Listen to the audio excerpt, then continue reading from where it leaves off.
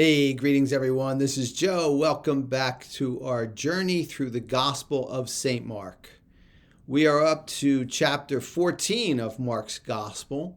We only have a few more videos to go, but we have covered a lot of good ground. We have made sure that we have covered the 4 C's, as I call them, of a strong and healthy heart. We've talked about commitment. We've talked about consistency. We've talked about connections, and we've talked about compassion. And all of them contribute to a much healthier heart and a joyous, more purpose-filled life. Today we're going to really cover an important area, which is how to be less judgmental. And that is of utmost importance if we're looking to make any kind of strides in our heart being more joyful. So I'm going to ask you to quiet your hearts right now as we prepare to hear a short passage from St. Mark, chapter 14, verses 10 and 11. Then Judas Iscariot, one of the 12, went to the chief priests to betray Jesus to them.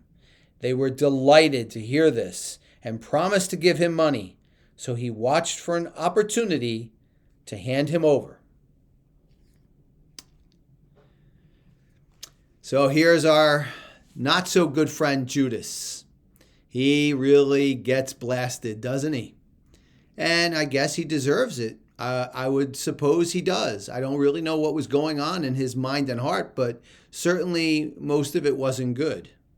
But Judas is often talked about as, oh, look at that Judas over there, or Judas this or Judas that. He is really, put on a not such a pedestal, if you will. He is showcased. Those who do wrong are always showcased, aren't they? Very blatantly. But we need to be very careful, my friends, because the more we're pointing at others and their faults and their shortcomings and what they do, the less we're focusing on improving ourselves. This is truly an important message to heed this day and every day. It's a fact. And as I always say to you, and I say it again, when I share these messages with you, I'm not dictating to you. I have my hand up too, saying, I'm right with you. I need to work on this. As the saying goes, if you think you're humble, you're not. What it takes is a daily look at ourselves and our actions. And I think in this case, every day, a reflection back on how we did with coming to judging others and calling people out for anything and everything that we do. This includes people we know and people we don't know. So I think it really takes daily actions, and it takes a progression of getting better, just like other issues we have talked about. But this one really takes an important focus on our parts to make daily improvements. I have found one way to do that is hanging out with animals. Yes, they are pure, they are innocent, they don't do this, they are non-judgmental.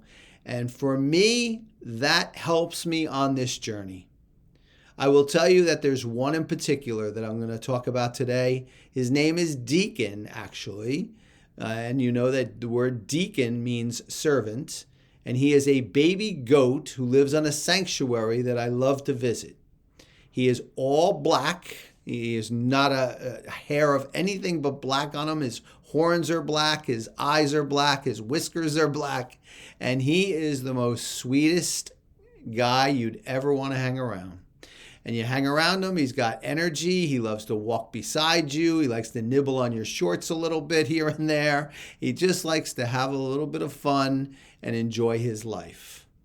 And I will tell you that once I hang around with him, I have a very good approach to how I am looking at others. I look at others with a lot less judging, a lot less criticism. And I say to myself, yes, it was worth my time to hang around with Deacon. Now, Deacon's not the only one. There are plenty of other animals if you feel this is helpful for you in this all-important area.